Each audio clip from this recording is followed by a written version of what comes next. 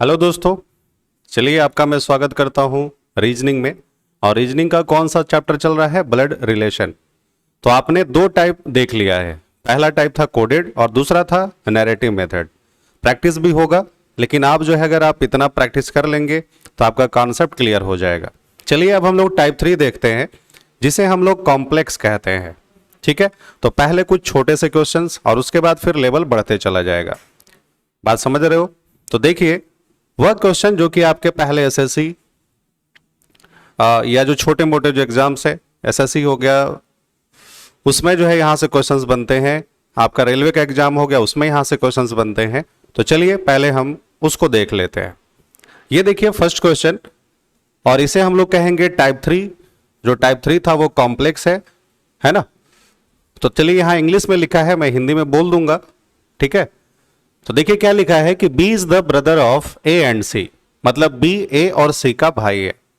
अब देखो ये बोल रहा है कि बी जो है वह ए और सी का भाई है। जैसे मान लो अगर तुम्हारे भाई बहन है तो हम लोग अपने आप को और अपने भाई बहन को एक ही जनरेशन में रखेंगे।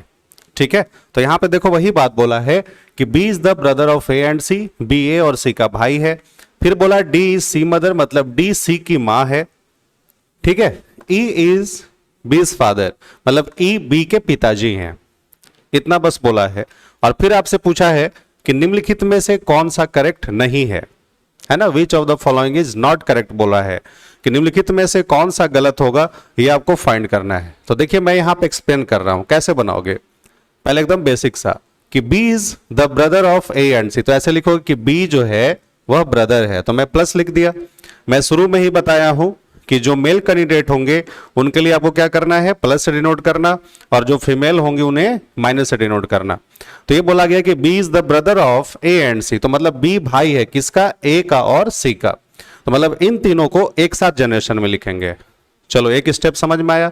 आगे जब बढ़ते हो तो क्या लिखा है कि डी इज सीज मदर, मतलब डी जो है वो सी की मम्मी है।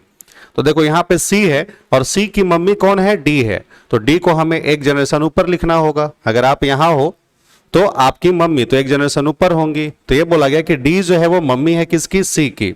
और बी भाई है इन तीनों का।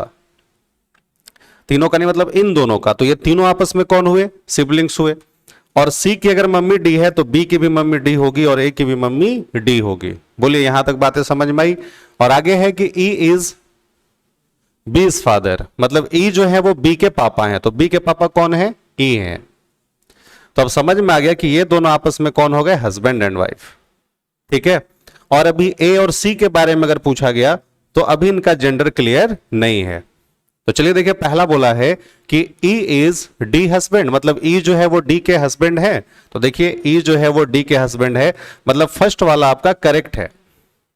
लेकिन आपसे क्या पूछा है? आपसे पूछा है नॉट करेक्ट, तो अभी तक आपका आंसर ये नहीं होगा। आगे बढ़ते हैं। फिर देखो ये है कि बी इज डी सन, मतलब बी जो है वो डी का सन है। तो देखो बी जो है वो डी का सन है, मतलब ये तीसरा वाला है, ये भी आपका करेक्ट है। सेकंड देखो, ए इज सन, मतलब ए जो है वो ई का सन है। तो बताओ ए का जेंडर तो क्लियर है नहीं। ए जो है वो ई का सन है वो बोल रहा है, तो क्या वो सही बोल रहा है? नहीं, यहां पे अभी ये आइदर सन और डाउटर हो सकता है। ठीक है, तो ये वाला आंसर बिल्कुल क्या होगा? करेक्ट होगा।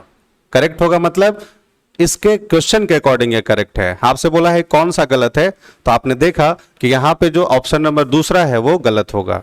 आगे जब बढ़ते हैं, ई इज एज फादर, मतलब ई जो है वो ए के पिताजी हैं। तो ये तो बिल्कुल सही है कि ई जो है वो ए के पापा होंगे। ठीक है, तो गलत कौन सा होगा? Correct answer will be option number 2। ठीक है, समझ में आया होगा कि चलना कैसे है। बस आपको यही करना है, स्टेप बाय स्टेप बस बढ़ना है। आगे देखो सेकंड क्वेश्चन देखते हैं। क्वेश्चन नंबर सेकंड देखिए। दूसरा है कि डी इज ब्रदर ऑफ के, तो ऐसे लिखोगे ना कि डी जो है वो भाई है, किसका भाई है? के का। अभी के बारे में क्लियर नहीं है, लेकिन हाँ इतना पता है कि ये दोनों आपस में सिबलिंग्स हैं। ठीक है, अभी के इनका भाई भी हो सकता है या तो बहन भी। आगे बढ़ो, एम इज सिस्टर ऑफ के। अच्छा, के की सिस्टर कौन है? एम है, मतलब एम जो है वह बहन है के की। चलो आगे बढ़ते हैं। फिर है कि T is father of R, मतलब टी जो है वह आर के पापा हैं। ये क्लियर है कि आर के पापा कौन है, टी है। तो इधर अभी आर नहीं मिला और टी नहीं मिला, तो अभी मैंने उसको अलग लिख दिया। आगे बढ़ो। अब देखो यहाँ पे हु आया, तो हु जब भी होता है तो जस्ट पास वाले लेटर के बारे में। आर के बाद हु है ना, तो ये हु किसके लिए आया है, आर के लिए। तो ये बोला गया कि who is brother of M, मतलब आर जो है वो एम का भाई है। तो देखो यहाँ पे एम था, तो हम यहीं पे आर को लिख सकते हैं कि आर जो है वो किसका भाई है, एम का भाई है। क्लियर है। तो अगर आर यहां लिखा तो सबसे ऊपर अब क्या लिखना होगा, टी, क्योंकि जब ये आर के पापा हैं तो ये सभी के पापा हो जाएंगे। ठीक है ना, जैसे बोला था ना कि T is father of R, तो मैंने लिखा देखो टी जो है वो आर के पापा है, और आर जो है वह एम का भाई है, और आर जो है वो एम का भाई है। तो ये चारों आपस में क्या हो गए, सिबलिंग्स, और इनके पिताजी कौन हो गए, टी हो गए। आगे बढ़ो। फिर है F is the mother of के। अब देखो के है तो एक जनरेशन ऊपर लिखेंगे मदर वगैरह के बारे में, मतलब एफ जो है वो मदर है किसके, के। तो ये दोनों आपस में कौन हो गए, हस्बैंड एंड वाइफ, मतलब इन लोग के मम्मी पापा मिल गए। बोलो इतनी सी बात समझ में आ गई। आगे बोलते हैं आपसे कि at least how many sons does T and F है, मतलब टी और एफ के पास कम से कम कितने सन हैं। तो देखो कम से कम आपको 2 सन दिखाई दे रहे हैं। ठीक है, तो एटलीस्ट बोला तो आंसर हो जाएगा 2 सन्स। अगर अब आप इसमें मतलब अगर इसमें मैक्सिमम पूछ लेता कि मैक्सिमम सन बताइए, तो मैक्सिमम कितने हो जाते, 3 हो जाते, क्योंकि एम के बारे में डेफिनेट है कि ये सन कभी नहीं होगा, ये डाउटर ही रहेंगी। तो अगर के अगर सन हो जाता है तो मैक्सिमम कितने इनके पुत्र हो जाएंगे, 3। तो अगर वहां पे मैक्सिमम होता तो आंसर 3 हो जाता, लेकिन आपसे कम से कम पूछा है तो कम से कम कितने हैं, 2 होंगे। ठीक है, तो ये दोनों क्वेश्चन आपको समझ में आया होगा, हम उम्मीद करते हैं कुछ नहीं था। तो इस तरह के भी क्वेश्चंस आपको आते हैं, इसको देखना है। चलिए वो देखिए 3rd नंबर क्वेश्चन, इसको हम लोग सॉल्व करने की कोशिश करते हैं आराम से। ठीक है, चलिए देखिए। हिंदी में आप लिख लीजिए कि लवली इज डॉटर ऑफ राज, तो देखो ऐसे लिखोगे लवली। ठीक है, यह डॉटर है, किसकी डॉटर है, राज की, तो मैं राज को यहां लिख देता हूं। ठीक है, मतलब ये लवली के कौन हो गए, पिताजी हो गए। यहां तक कोई दिक्कत नहीं होनी चाहिए, एकदम आराम से देखो बढ़ते आगे। फिर बोला है गीता बबीता सिस्टर, मतलब गीता जो बबीता की बहन है, हैज अ सन। ठीक है, तो उसके पास क्या है, एक पुत्र है। ठीक है, चलिए मैं इसको हिंदी में लिख देता हूं ताकि हमारे हिंदी मीडियम के स्टूडेंट को कोई दिक्कत ना हो। ठीक है, लिख लो लवली, ठीक है, डॉटर ऑफ राज, लवली राज की पुत्री है। ठीक है, यहां तक क्लियर है कि लवली राज की पुत्री है। फिर है बबीता की बहन गीता, है ना, बबीता की बहन गीता। ठीक है, यही बोला ना कि गीता जो बबीता के सिस्टर है, हैज अ सन गोलू, है ठीक ना। तो ये बोला गया कि बबीता की बहन गीता जिसके एक पुत्र गोलू, गीता जिसके एक पुत्र गोलू, ठीक है, एंड डॉटर ऑफ लाली, एक पुत्र गोलू और पुत्री लाली है, और पुत्री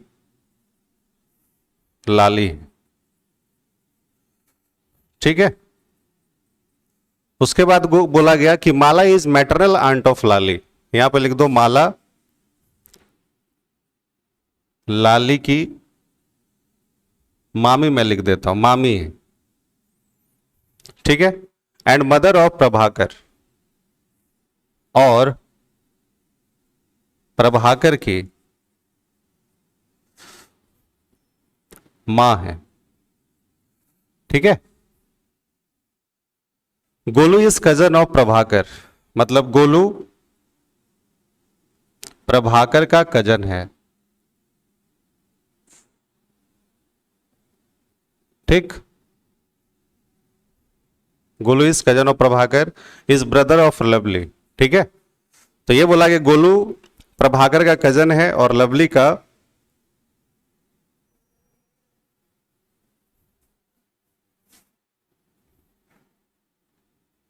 प्रभाकर लवली का भाई है। चलिए ठीक है, ये लाइन हो गया कि प्रभाकर जो है वो लवली का भाई है।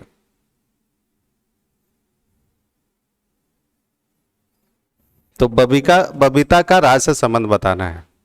तो यहां पे देखो बबीता के बारे में बताना है। चलिए ये मैंने लिख दिया ताकि आपको कोई दिक्कत ना हो। चलिए, लवली राज की बेटी है, तो देखो लवली जो है वो राज की कौन हो गई, पुत्री हो गई। बबीता की बहन गीता, तो चलो भी मैं अलग लिखता हूं कि ये मान लो बबीता है और बबीता की बहन कौन हो गई, गीता। बबीता की बहन गीता जिसके एक पुत्र गोलू है, ठीक है, जिसके एक पुत्र कौन है, गोलू है। तो देखो यहां पे अगर जैसे जिसके आया, जिसका आया, जो आया, तो जस्ट पास वाले के लिए, ठीक है। तो यहां पे गीता के बारे में पता है कि लवली जो है वो राज की बेटी है, ठीक है। बबीता की बहन गीता, देखो बबीता की बहन गीता जिसके, तो ये जिसका जब भी आ गया तो ये गीता के बारे में, जिसके एक पुत्र गोलू, तो गीता का एक पुत्र कौन हो जाएगा, गोलू, ठीक है। और पुत्री लाली है और इनकी एक बेटी कौन हो गई, लाली, हो गया। अच्छा, अभी तक भी इन दोनों लाइन को हम कोरिलेट नहीं कर सकते। आगे बढ़ते हैं। माला लाली की मामी है। अब देखो यहां लाली है, अब लाली की मामी, जब मामी बोला जा रहा है तो गीता का जो भाई होगा, है ना, उनकी वाइफ जो होंगी वही मामी होंगी, ठीक है। तो मैं यहां पे लिख देता हूं गीता के ही 7 जनरेशन में किसको, माला को। समझते हैं कि माला जो है वह लाली की कौन है, मामी है। जब मामी बोला गया तो ऐसे सोचो कि इनकी जो मां है, तो मां के भाई यानी मामा जी हुए और मामा जी की वाइफ कौन होंगी, मामी होंगी। तो अभी मैंने यहां तक लिखा, ठीक है। माला लाली की मामी है और प्रभाकर की मां है। मतलब ये जो माला है वह किसकी मां है, प्रभाकर की। बोलिए यहां तक बातें समझ में आई। अच्छा, आगे बढ़ते हैं। और प्रभाकर की मां, चलो गोलू प्रभाकर का कजन है। अब देखो यहां तक क्लियर है कि गोलू प्रभाकर जो है वो कजन होंगे ही, ठीक है, इसमें कुछ बताने की जरूरत नहीं है। आगे बढ़ो। फिर है कि माला लाली की मामी हो गई और प्रभाकर की मां भी हो गई, गोलू प्रभाकर का कजन। अब देखो प्रभाकर लवली का भाई है। अब देखो प्रभाकर जो है वो किसका भाई है, लवली का भाई है। मतलब अब इस लाइन को यहां पे कोरिलेट कर रहा है। तो चलो ऐसे लिखते हैं कि लवली के साथ हम लोग प्रभाकर को लिख सकते हैं, ठीक है। ये दोनों कौन हो गए, आपस में भाई बहन। अब सोचो इनके जो है पिताजी कौन हो गए, राज हो गए। बात समझ में आया। अब सोचो कि प्रभाकर की जो मम्मी है वो कौन है, माला जी हैं। तो मैं यहां पे लिख देता हूं माला, ठीक। मतलब ये दोनों आपस में कौन हो गए, हस्बैंड एंड वाइफ। कहीं कोई दिक्कत। आगे बढ़ो। उसके बाद इसी जनरेशन में मैं लिख सकता हूं बबीता को और इसी जनरेशन में मैं लिख सकता हूं गीता को, ठीक है। मतलब मैं सोच सकता हूं कि ये तीनों आपस में कौन है, सिबलिंग्स हैं। अब ये बोला जा रहा था कि गीता के 2 बच्चे हैं, गोलू और लाली की मामी कौन है, माला है। तो मैं इस लाइन को यहां पे देखो सेट कर सकता हूं ना, यहां पे मैं लिख सकता हूं गोलू और लाली। मतलब इनके जो बच्चे हो गए वो हो गया गोलू और दूसरा क्या हो गया, लाली। चलिए अब क्या पूछा है आपसे, तो how is Babita related to Raj, मतलब बबीता कहां है, या तो बबीता का जो रिलेशन है वो राज से क्या होगा, ठीक। How is Babita related to Raj. तो भाई क्लियर है, बबीता जो है वो कौन है, सिस्टर हो जाएगी। बबीता कौन हो जाएगी, सिस्टर हो जाएंगी। सिंपल सी बात है। क्योंकि देखो अगर इनके जो बच्चे हैं और ये बोल रहा है कि ये दोनों आपस में बहन है, समझो, और ये बोल रहा है कि गीता के जो बच्चे हैं वह माला को मामी कह रहे हैं। जब अगर मामी कह रहे हैं तो ऐसे सोचो कि इनके जो भाई होंगे, ठीक है, इनके जो भाई होंगे, ठीक है, तो भाई की जो वाइफ, इनके भाई की जो वाइफ होगी सिस्टर इन लॉ होगी, ठीक है। तो यहां पे आपसे बोला गया गोलू लाली के बारे में कि ये गीता के बच्चे हैं, ठीक है। और गीता के जो बच्चे हैं इनको क्या कहेंगे, मौसी जी कहेंगे, सिंपल सी बात। अब देखो लवली के कौन है, पिताजी हैं। अब बोला कि ये सब आपस में कौन है, कजन है। ठीक है, कजन है तो ये समझ में आ गया कि ये तीनों आपस में भाई बहन है, और ये राज की वाइफ हो गई। ठीक है, और गीता के जो बच्चे हैं इनको क्या कहेंगे, मामी। सिंपल सी बात, क्योंकि ये गीता का भाई है, इसका मतलब है बबीता का भी भाई होगा। तो आपसे पूछा गया कि बबीता का संबंध राज से क्या होगा, तो ये बबीता जो है वह बहन हो जाएंगी राज की। ठीक है, तो आपको ये बातें समझ में आई। तो इसको है आपको इसी तरह से स्टेप बाय स्टेप बनाना है। अभी तक मैंने क्या किया कि ये सारी चीजें कोरिलेट हुई, फिर लास्ट में पता चल गया कि प्रभाकर लवली का भाई है, और ये सब गोलू और प्रभाकर ये सब जो है कजन है आपस में।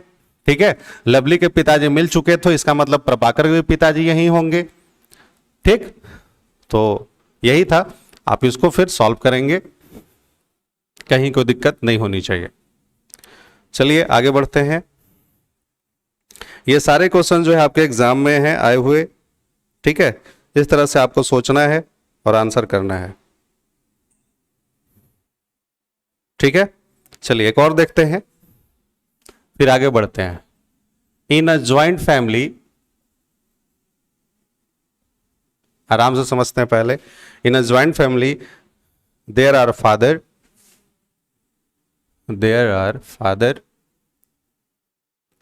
ठीक है, फिर है मदर, मतलब एक ज्वाइंट फैमिली में फादर है, मदर है, फिर लिखा है 3 मैरिड सन है। ठीक है, 3 मैरिड सन है, एंड 1 अनमैरिड डॉटर है, एंड 1 अनमैरिड डॉटर। ठीक, उसके बाद है ऑफ द सन। आगे लिखा है to have 2 daughters, to have 2 daughters each. ठीक है, उसके बाद है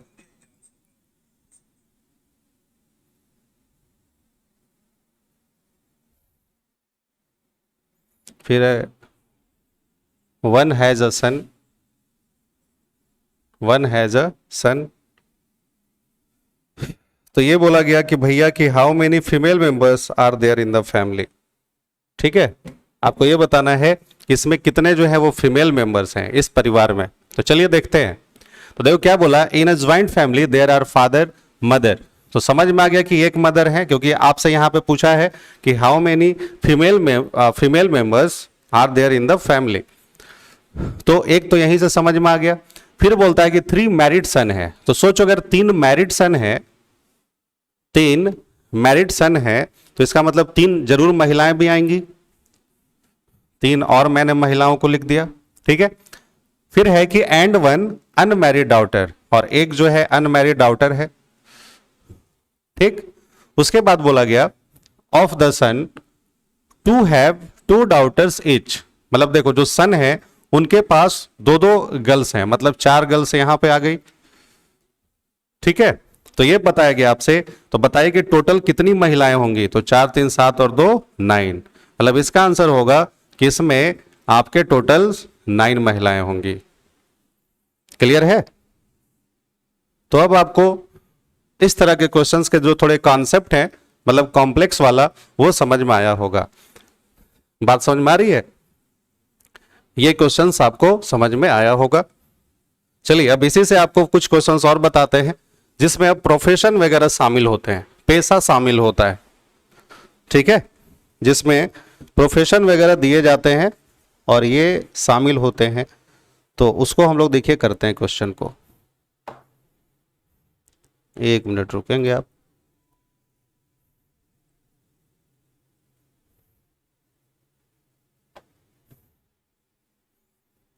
ठीक है, चलिए क्वेश्चन है, इसमें लिखिए in a family of 6, in a family of 6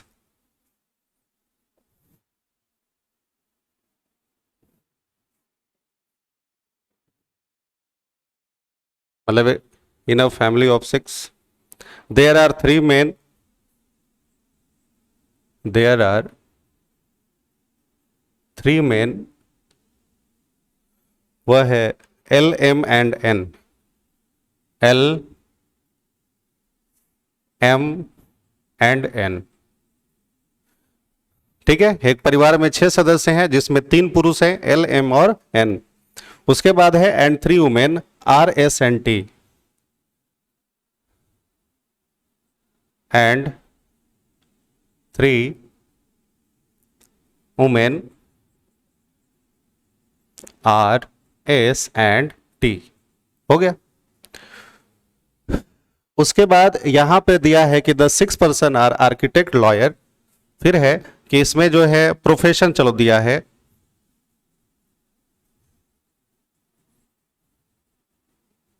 architect, lawyer, ठीक है, CA, professor, doctor, CA, professors, doctors, कितने लोग हो गए, 1 2 3 4 5, एंड इंजीनियर।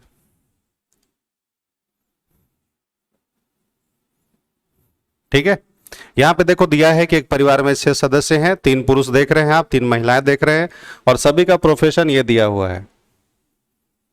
ठीक है, देखो फर्स्ट लाइन है, there are 2 married couple, there are 2 married couple and 2 unmarried persons.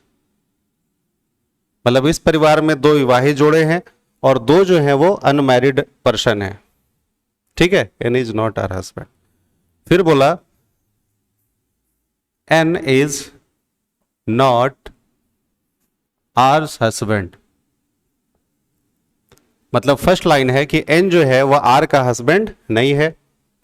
The doctor is married to a lawyer. फिर है कि the doctor is married to a lawyer. इसको आप नोट करते जाइए। S's grandfather is a professor.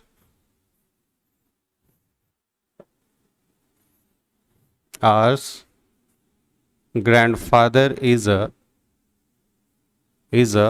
Professor. ठीक है, फिर आपसे बोला गया M is neither L's son. M is neither L's son nor he is an architect और अ प्रोफेसर।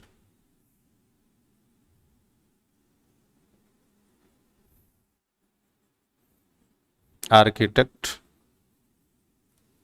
ठीक है, और अ प्रोफेसर।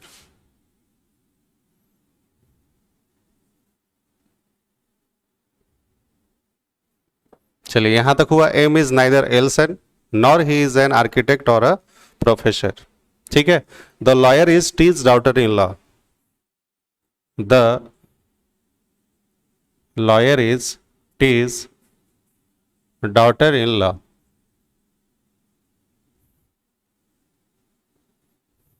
ठीक है, उसके बाद है एन इज टीसन।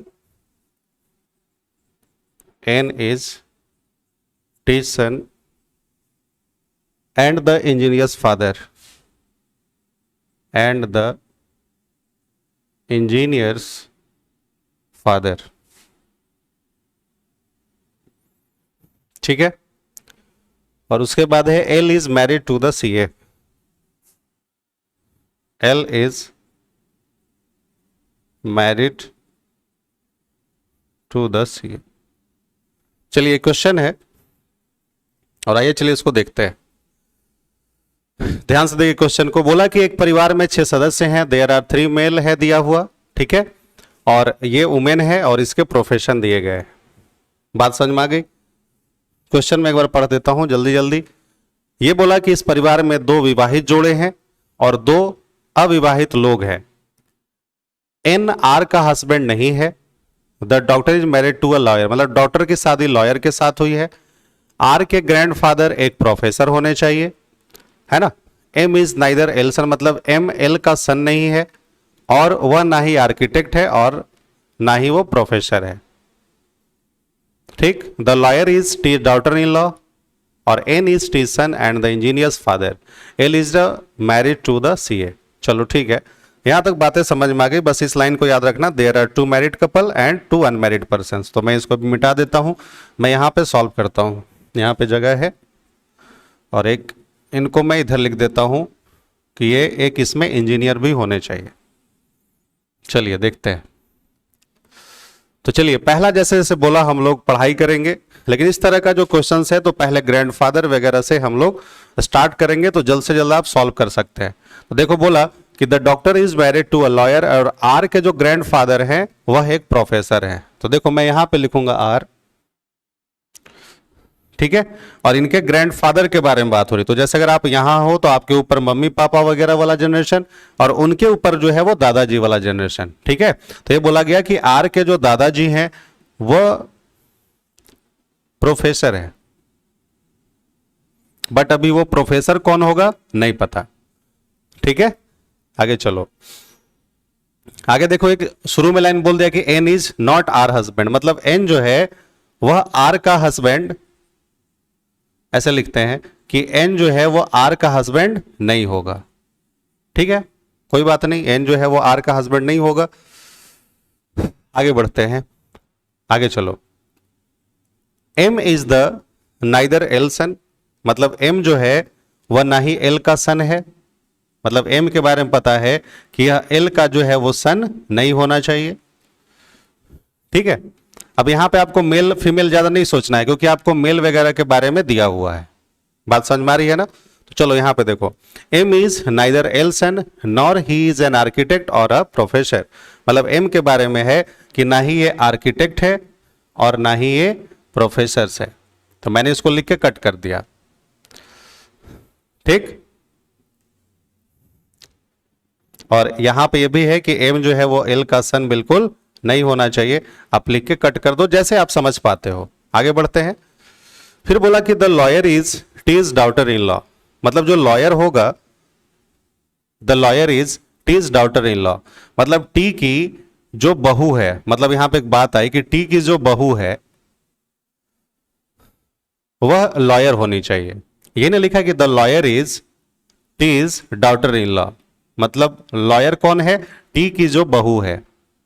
तो मैं यहां पे लॉयर लिख देता हूं, और ये टी की जब भी होंगी तो ये कौन हो जाएंगी, बहू हो जाएंगे। अभी सब अलग अलग हैं, अभी नहीं पता चल रहा है। चलो, एन इज टी सन, मतलब एन जो है वह टी का सन है। अब देखो यहां से पता चला कि एन जो है वो टी का क्या होगा, सन होगा। तो मैं एन को तो कहीं ना कहीं यहीं पे लिखूंगा कि एन जो है वो क्या है, टी का सन है। टी मान लो एक महिला भी समझ में आ रहा है। ठीक है, तो ये हो गया कि N is T son and the engineer's father, मतलब एन जो है वो टी का सन है और एन जो है वो क्या है, इंजीनियर के ये पिताजी हैं। क्लियर है यहां तक, बोलिए कोई दिक्कत। L is married to the CA, और एल की शादी जो है वह किसके साथ हुई है, सीए के साथ हुई है। अब चलो, अब यहां पे पता चल रहा है कि एल की जो शादी है वह सीए के साथ करानी है। अब बताओ, तो एल क्या है, मेल है। ठीक, एल क्या है, मेल है, और एल की शादी किसके साथ करानी है, मुझे सीए के साथ करानी है। तो चलो अब यहां पे देखते हैं क्या लिखा जा सकता है। अब अगर मैं पहली बार अगर ऐसा मानूं कि एल की शादी सीए के साथ, तो थोड़ी देर के लिए हम प्रोफेसर को एल लिख सकते हैं, क्योंकि एल जब भी होगा तो पुरुष होगा। चलो, एल की शादी सीए के साथ है, तो मैं थोड़ी देर के लिए टी को मैं सीए बनाकर देखता हूं। अभी मैं एक पॉसिबिलिटी सोच रहा हूं, अभी मतलब ये मत सोचो कि कंफर्म है। एल की शादी किसके साथ हुई है, सीए के साथ, तो एल प्रोफेसर है, मैं बना सकता हूं, और एल की शादी किसके साथ हो गई, सीए के साथ हो गई। कोई दिक्कत। अब आगे बोला कि एन इज टी सन। अब बताओ, इसके नीचे जो है हम एन को लिख सकते हैं। पता चला कि एन जो है वो टी का क्या है, सन है, मतलब इन दोनों का सन मैं एन को मान सकता हूं। इनकी जो बहू है, इनकी जो बहू है वह क्या है, लॉयर है। तो मैं यहां पे अभी इनकी बहू को माइनस लिख दिया जो कि एक लॉयर है। ठीक है, आपको पता चला कि आर जो है, आर जो है अभी आपने जो लिखा है शुरू में ही कि R's grandfather is a professor, मतलब इतना पता है कि अगर आप एल को यहां लिखे हो तो आर को जो है वो सबसे नीचे वाले जनरेशन में लिख सकते हो, मतलब ये भी एक महिला है। ठीक है, अब आगे बढ़ते हैं। तो बताओ, एक महिला दो महिला मिल गई, तो यहां पे जो है आपको जो महिलाओं का जो ग्रुप है वो है आर एस टी का। तो आर हो गया, टी हो गया, तो अब आपको एस तो अब यहीं लिखना पड़ेगा। बोलिए, अब तो आपको एस यहीं लिखना पड़ेगा। अब देखो, ये बोला था कि एल का जो सन है वो एम नहीं होना चाहिए। ठीक है, तो एम को तो अब हम यहां पे लिख सकते हैं। बोले यहां तक दिखाई दे रहा है? ठीक है, चलो, मतलब एल का बस सन जो है वो एम नहीं है, तब तो चलो ठीक है, एकदम बिल्कुल सही चल रहा है। एल यहां है तो इसके सन को हमें यहीं पे दिखाना था। आगे बढ़ते हैं, कोई दिक्कत है? अब जो है, और एन जो है, N is not R husband, मतलब देखो एन जो है वो आर का हस्बैंड नहीं है, मतलब ये भी क्या है, सही चल रहा है। बोलो यहां तक बातें समझ में आई? अच्छा, तो यहां पे जो है एस को हम लोग क्या बना सकते हैं, लॉयर बना सकते हैं, क्योंकि बोला है टी की जो बहू होगी वो लॉयर होगी। ठीक है, आगे बढ़ो। अब देखो एन के नीचे एक है कि एन मतलब इंजीनियर के ऊपर एन लिखा गया है, इसका मतलब एन अगर यहां है तो यहीं पे किसी ना किसी को इंजीनियर लिखा जाएगा। तो मैं एम को इंजीनियर लिख सकता हूं, कोई दिक्कत? तो सी आ गया, प्रोफेसर आ गया, लॉयर आ गया और इंजीनियर आ गया। अब आपके पास देखो दो प्रोफेशन बचा, आर्किटेक्ट और प्रोफेसर का। ठीक है, आर्किटेक्ट और प्रोफेसर का। तो चलो देखते हैं कुछ। L is married to CA हो गया, एल की शादी सीए के साथ हो गई, यह लॉयर हो गया। ठीक है यहां तक। और यह है कि एम जो है वो आर्किटेक्ट और प्रोफेसर नहीं होगा, तो एम को हम लोग अगर आर्किटेक्ट और प्रोफेसर नहीं बनाएंगे तो बचा क्या, इंजीनियर बचा। बोलो कोई दिक्कत है? अच्छा, अब आपके पास देखो दो इंफॉर्मेशन और बचे हैं। ठीक है, तो देखो इसको हम लोग क्लियर करते हैं। देखो N is T son and the engineer's father, देखो एन जो है वो टी का सन है और इंजीनियर के ये पिताजी हैं, बिल्कुल सही है। M is neither L son nor he is an architect और अ प्रोफेसर, मतलब एम जो है वह ना ही आर्किटेक्ट है और ना ही प्रोफेसर है। ठीक है, और एम जो है वो एल का सन भी नहीं है। ठीक है यहां तक। अब देखो पहला लाइन कि the doctor is married to a lawyer, अब तो क्लियर हो गया कि लॉयर की जो शादी है, यही पे लाइन छूट रहा था कि लॉयर की जो शादी है वो किसके साथ हो गई है, डॉक्टर के साथ। तो यहां पे हम डॉक्टर लिख देंगे और इनको जो है वो क्या लिख देंगे, आर्किटेक्ट लिख देंगे। चलिए, ये बातें थी। देखो मैंने क्या किया, ये इसका अरेंजमेंट होगा। देखो इसको कैसे बनाएंगे, बोला N is not R husband, जैसे जल्द से जल्द आप पढ़े। ठीक है, स्टार्ट यहां से करें, बस ये वाला लाइन हम लोग छोड़ रहे थे, इसीलिए डॉक्टर को खोजना था कि लॉयर की शादी भाई किसके साथ होगी, तो लॉयर की शादी किसके साथ हो गई, डॉक्टर के साथ। देखो बार और समझा देते हैं। ये बोला गया कि N is not R husband, मतलब एन जो है वो आर का हस्बैंड नहीं है। ठीक है, the doctor is married to a lawyer, मतलब डॉक्टर की शादी किसके साथ हो गई, लॉयर के साथ। तो यहां पे एस अगर लॉयर है तो इनको हम डॉक्टर बना देंगे, कोई दिक्कत नहीं है। ठीक है, और यहां पे बस दो ही चल रही थी बातें कि क्या होगा, आर्किटेक्ट और प्रोफेसर जो है वो एम नहीं होता। ठीक है, तो यहीं पे अब डाउट थी कि जब अगर लॉयर का अगर हस्बैंड डॉक्टर हो गया तब तो यहां पे यही बातें आई थी कि आर्किटेक्ट और प्रोफेसर नहीं होगा, तो बचा एम के लिए क्या, इंजीनियर, और आर के लिए क्या बच गया, आर्किटेक्ट। ठीक है, तो ये क्वेश्चन समझ में आया होगा। चलिए आगे बढ़ते हैं।